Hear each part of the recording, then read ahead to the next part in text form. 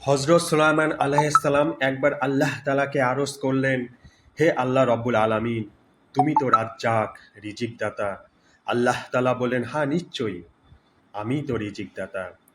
সুলাইমান আলাইহিসসালাম আল্লাহ তাআলার কাছে বললেন, রিজিকের ভার আমি নিতে চাই। আল্লাহ তাআলা বললেন, সুকঠিন দায়িত্ব তুমি পারবে না। সুলাইমান আলাইহিসসালাম বললেন, মাত্র 3 দিনের জন্যে। আল্লাহ তাআলা বললেন, বেশ দিলাম। হে আল্লাহ, আমাকে সাহায্যকারী দাও। সুলাইমান আলাইহিসসালাম বললেন। আল্লাহ তাআলা বললেন, দিলাম। জিন, মানব, হাওয়া আর পাখিদেরকে। সুবিশাল এক লঙ্গরখানায় তৈরি হচ্ছে খাবার দাবার। খাবার দাবার যখন তৈরি হয়ে গেল, সুলাইমান আলাইহিসসালাম দুনিয়ার সমস্ত মাখলুকাতকে দাওয়াত দিলেন। হাতি তার শাবককে নিয়ে পরিতৃপ্ত সহকারে খেয়ে চলে গেল।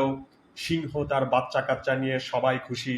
সূর্য যখন সাগরের বুকে ডুবুডুবু লাল কমলা আবির ছড়াচ্ছে, হযরত সুলাইমান আলাইহিসসালাম জবুর কেতাব তেলাওয়াতে নিমগ্ন। ঠিক তখনই অন্ধকার হয়ে গেল দুনিয়া। 10 দিগান্ত আঁধার করে মহাসমুদ্রের অতল তলা থেকে উঠে এলো একটি বিশাল আকার প্রাণী। ধীর পদক্ষেপে সে এগিয়ে গেল সুলাইমান আলাইহিসসালামের কাছে, সালাম দিল, বলল, হে আল্লাহর নবী, খিদে পেয়েছে আমার। বেশ, যাও লঙ্গরখানায়। সুলাইমান আলাইহিসসালাম খুব সহজভাবে বললেন। এগিয়ে গেল বিশাল প্রাণীটি। ফিরে এলো একটু পরে। তার চেহারায় বিরক্তির ছাপ। বোঝা গেল খিদে মেটেনি। সুলাইমান আলাইহিসসালামকে সেই প্রাণীটি বললেন আর্তনাদ করে, আমার খিদে মেটেনি। কেন, লঙ্গরখানায় খাবার নেই? না, কোনো খাবার নেই। লক্ষ জিন, মানব, বাতাস, পাখি যেখানে প্রতি মুহূর্ত খেয়ে যাচ্ছে, সেখানে খাবার নেই মানে?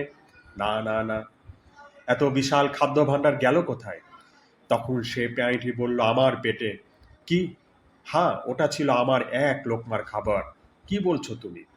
জি পেয়ারা নবী, আমাদের আল্লাহ তাআলা এমন 3টি লোকমা প্রতিদিন দুবার করে খেতে দেন আমাদের। দুবার করে। জি, দুবার। আমাকে একা নয়, আমার মতো অসংখ্য প্রাণীকে সাগরের তলায় লালন পালন করেন তিনি, এমনি ভাবে, খুব সহজেই। সুবহান আল্লাহ, সুবহান আল্লাহ। জি, আজ পেলাম এক বেলার এক লোকমা মাত্র। খিদে নিয়ে ফিরে যাচ্ছি, হে মহামানব। আর মূর্খতা করবেন না। এখনই সেজদায় পড়ে জগতের প্রতিপালককে তার দায়িত্ব দিয়ে দিন। সুলাইমান আলাইহিসসালাম তাই করলেন। তিনি আল্লাহ তাআলার কাছে সেজদা পড়ে আল্লাহ তাআলার কাছে ক্ষমা চাইলেন। তো ভাই, স্রষ্টার কত শত অজানা সৃষ্টি মানুষের অগোচরে রয়ে গেছে, কেউ জানে না।